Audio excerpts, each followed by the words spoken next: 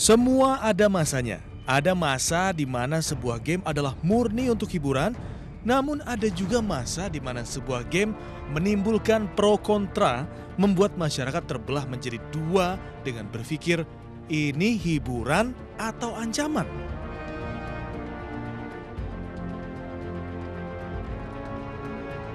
Saat ini seluruh dunia seakan tengah dilanda demam Pokemon Go. Permainan yang dikembangkan developer Niantic John Hanke ini adalah buah kerja keras selama 20 tahun sejak 1996.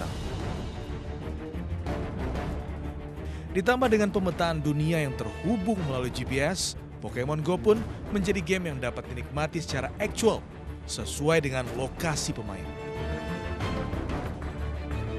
Namun, kehadiran Pokemon Go kini dalam pengawasan pemerintah Indonesia.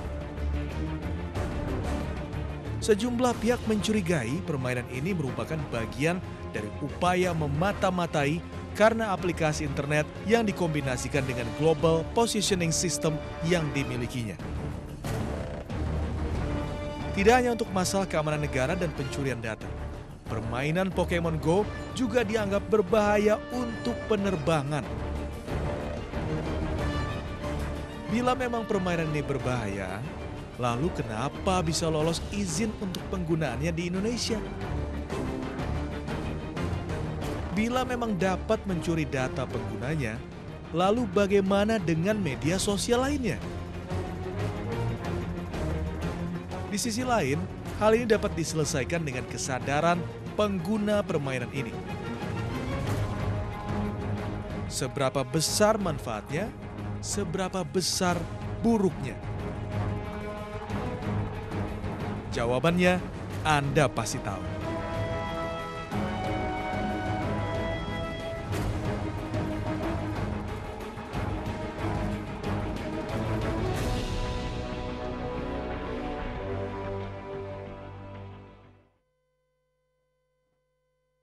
Ya, Mas Arenata, ketika Anda sedang bermain Pokemon Go, pernahkah Anda dicurigai? Pernah, jadi waktu itu main di salah satu hotel di wilayah Kuningan. Jadi itu bertiga malam-malam sama teman-teman. Dan kebetulan augmented reality-nya dinyalain. Jadi kelihatannya kan kalau pakai handphone kayak lagi menyorot ya. Sesuatu ya. Iya. Terus ya udah disamperin gitu sama satpam. Satpamnya nggak negor sih, tapi mereka dua orang itu mengawasi kita dari belakang.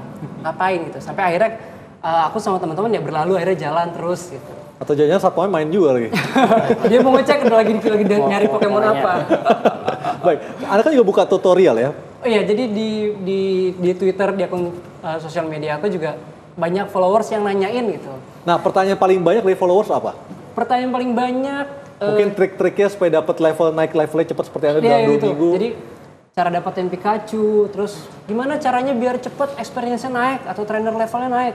Terus kayak misalnya nanya kayak, "Bang, kalau misalnya mau jadi gym leader gimana caranya?" gitu. Jadi lebih strategi sih, lebih gimana cara mereka bisa unggul main game Pokemon Go ini. Nah, berapa banyak orang-orang yang seperti Anda yang akhirnya menjadi influencer untuk permainan ini sehingga akhirnya banyak masyarakat yang justru yang tadi nggak main justru jadi tergoda untuk main?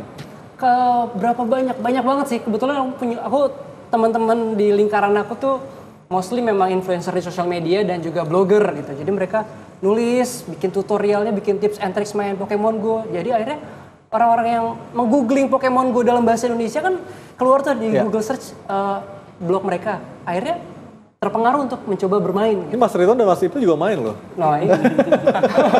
Nanti kapan-kapan kita hunting bareng Mas. Siap. Baik Pak Saifullah, kalau melihat kondisi seperti saat ini, kapan kira-kira dari DPR akan mengundang dari BIN ataupun dari aparat keamanan kita yang lainnya untuk membahas masalah ini secara lebih mendalam? Kita sudah mulai mendalami sejak Rabu malam yang lalu bersama Kepala BIN. Dan hari ini kita komunikasi secara informal kepada Menteri Komunikasi dan Informasi. Nah, kedua lembaga ini sedang mengkaji secara mendalam untuk sampaikan kepada DPR apakah ini dilarang ataukah akan diatur.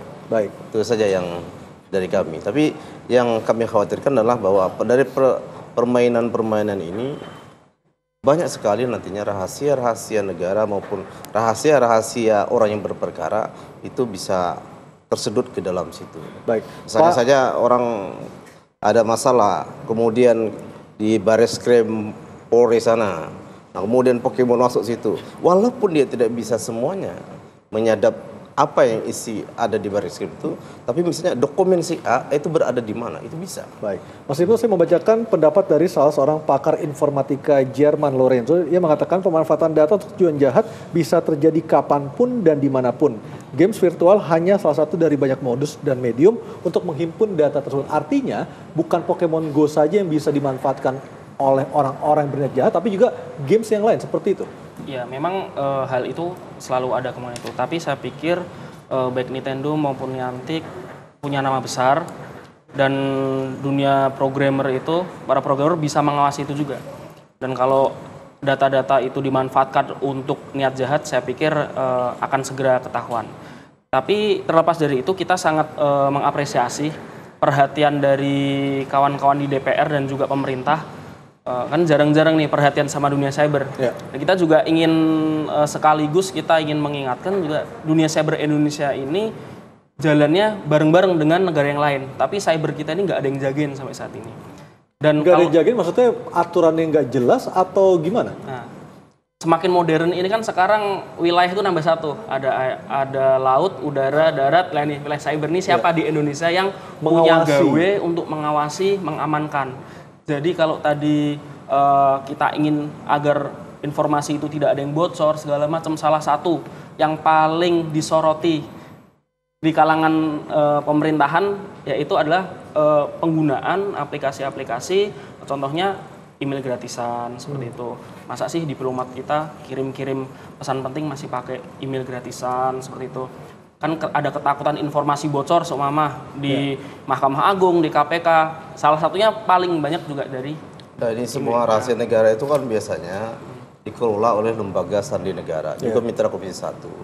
Nah, saya jujur saja bahwa lembaga sandi negara tidak memiliki alat yang cukup untuk menghandle masalah Pokemon Go untuk kepentingan pengambilan karena begitu rahasia cepatnya dunia itu berubah sehingga kita pun tidak ataupun tergagap-gagap untuk menanganinya seperti apalagi itu ya. Dalam APBN 2016 lembaga sandi negara itu tidak mendapatkan tambahan anggaran. Baik, Pak Ridwan, Anda sebagai pengamat intelijen, Anda juga bermain Pokemon Go, apa yang bisa Anda share untuk APK yang berbahaya, mana yang aman, seperti apa? Ya, sebelum ke situ saya kira saya menanggapi Pak Amliha tadi bahwa memang kita punya lembaga sandi negara di Ragunan yang mereka mengembangkan perlindungan cyber ala Indonesia. Jadi adik-adik kita di CEENG itu melakukan programmer dengan dana negara sangat terbatas, melakukan pengamanan cyber semaksimal mungkin yang mereka bisa. Jadi jiwa merah putih dari lembaga sandi negara itu saya kira tidak bisa diragukan. Dan saat ini sedang dibuat, yang kami dengar dari Kementerian Menko Polhukam, merancang Badan Sandi dan Cyber Nasional. Itu sedang direncanakan akan segera dideklarasikan Agustus nanti. Nah, soal Pokemon Go itu tadi kembali ke awal, arti bagaimana sih kita merubah paradigma masyarakat bahwa sesuatu itu jangan dianggap sebagai ancaman, tapi anggaplah sebagai potensi. Ada Aryanata dan ribuan seperti Aryanata ini yang bermain Pokemon Go. Dan mereka ini generasi digital Indonesia. Mereka bisa dimanfaatkan untuk memajukan Indonesia. Atau mungkin adalah orang-orang yang membantu mengawasi wilayah cyber justru orang-orang seperti Aryanata dan teman-teman ini ya. Betul. Karena mereka lebih paham cyber itu seperti apa sesungguhnya. Iya, betul. Jadi bagaimana kemudian potensi muda ini jangan dibunuh, tapi dikembangkan, diambil nilai positifnya sehingga bermanfaat bagi kepentingan nasional. Saya kira begitu. Mungkin yang sedikit saja. Saudari yang masih muda ini bisa nanti menjadi anggota intelijen yang sedang dibutuhkan kurang lebih 2.500 untuk mengantisipasi perang cyber itu. Baik, terima kasih Bapak-Bapak atas waktunya. Kita tentu tidak berharap pemirsa Pokemon Go ini justru dimanfaatkan pihak-pihak tertentu untuk merugikan masyarakat penggunanya maupun negara secara umum. Demikian Talk to iNews pada malam hari ini. Saya Aryo Ardi undur diri. Terima kasih dan sampai jumpa. Terima kasih.